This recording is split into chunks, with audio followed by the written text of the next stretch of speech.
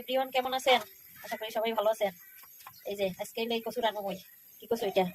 অনেক মোটা, একটু নষ্ট হয়ে গেছে, এটা ফেলে দিয়ে তারপরে এই কচু এই যে সিদ্ধ করে কুটে সিদ্ধ করে রান্না করবো। কুটি চলেন, কচুতে অনেক স্বাদ। মুড়ি দিয়ে কাটতে আমার অনেক কষ্টই দিতেছে।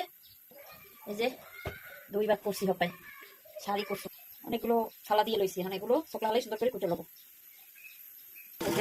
কচু কোটা হয়ে গেছে, দিয়ে রান্না করবো। পানি বলক হয়ে গেছে, পানি বয়ে গেছিলাম, পানিতে কচু সিদ্ধ দেবো। কচু এক পাইলে হয়ে গেছে, তো সব কচু রান্না করবো না, আমি অর্ধা রান্না করবো, 3-এর 1 অংশ রান্না করবো। অর্ধেক রান্না করলে অনেক বেশি হয়ে যাবে। 3-এর 1 অংশ রান্না করবো, আর 2 অংশ পোটা করে সুন্দর করে ডিপ ফ্রিজে রেখে দিব বা নর্মালে রেখে দিব। সুন্দর করে লাড়া দিয়ে দিব। অনেকগুলো কচু হয়ে গেছে একবারে। এখন একটু ঢাকনা দিয়ে দিব, কচুগুলো সিদ্ধ হয়ে যাবে। এদিকে আমি ইলিশ মাছ কুটে নিব। এই যে এখন মাছ ভাজি করবো। ইলিশ মাছটা কুটে নিয়েছি, ইলিশ মাছটা ভাজি বসাবো। কচু সিদ্ধ দিয়ে রাখছি, সিদ্ধ হয় নাই, অনেক পুরো কচু সিদ্ধ হয় নাই, তো সেই জন্য এখন ইলিশ মাছটা তুলে ফেলে যাচ্ছে। এই যে কচু এই যে সিদ্ধ হয়ে গেছে, কচুটা ডাইলা নিচ্ছি। অনেক কচু সবসময় ডাইলা নিচ্ছি, অনেকগুলো কচু কিন্তু ইলিশ মাছটা একটু উড়ে গেছে। ছোট ইলিশ দিয়ে রাখতে আছে, বড় ইলিশ ছিল কিন্তু বড় ইলিশ দিকে নিচে পড়ে আছে। আগুন থেকে কত একটু ঠান্ডার মধ্যে আমার একটু ঠান্ডা লাগছে, সেই জন্য আরো দিতে পারলাম।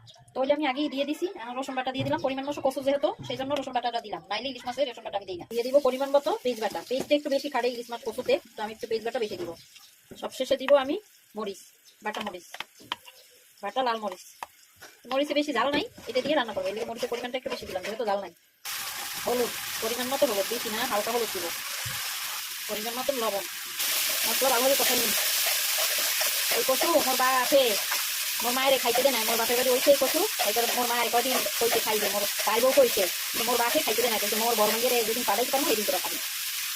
পানি দিয়ে ভালোভাবে আমার একটু কষাই দেবো। মশলা বেশি কিন্তু হাতে পদের মশলা দিইনি, সব পদে খালি রসুন, পেঁয়াজ আর মরিচ, হলুদ, লবণ এই দিয়েই রান্না করবো। সাধারণ মশলাই সাধারণ রান্না।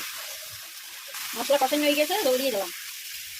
বাপ মায়ের কই তোমরা এত কিছু মূল্য গিয়ে পাঠাও, তাই এখন বাপ মা বাইসে আছে, খাইয়ে লও, এরপর আর খাইতে পারবে না। তোমার বাইরে এত কিছু দেবে না। তোকে সীমা ঠিক কইছো, তোমার কথা ঠিক আছে।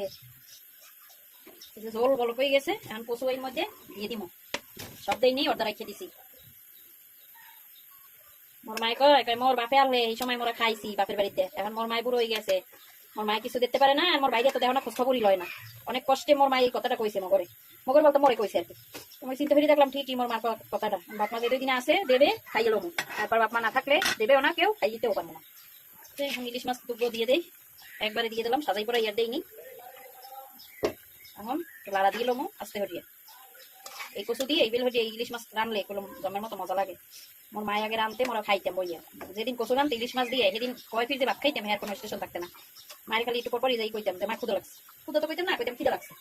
এত কচু রানছি হিলিকে তো খিদে লাগে এত বারবার, কইতাম হয় কথা যা খাজাই দুগা। দেখি মোর কচু রান্না কেমন হয়েছে। মাশাআল্লাহ, কালার কালারও দেখতে ভালোই লাগতেছে। এই মাছ যে ভেঙে যাইস নি আমার, ভালোই হয়েছে, দেখতেও ভালো লাগতেছে। দেশের আসা সবকিছুই খাইতে মজা লাগে, সার সারা হয়, এই লেগে সবকিছুই খাইতে মজা লাগে। ধনে পাতা দিয়ে দিলাম, ধনে পাতা দিয়ে নামাই লব। দেখি কেমন হয়েছে। এই যে মাশাআল্লাহ, আমি একটু জোল জোল রান্না করবো। ইলিশ মাছ দিয়ে জোল জোলই কিন্তু মজা লাগে। তো হয়ে গেছে আমার রান্না, আমি চুলাটা অফ করে দিব। তো কেমন হয়েছে?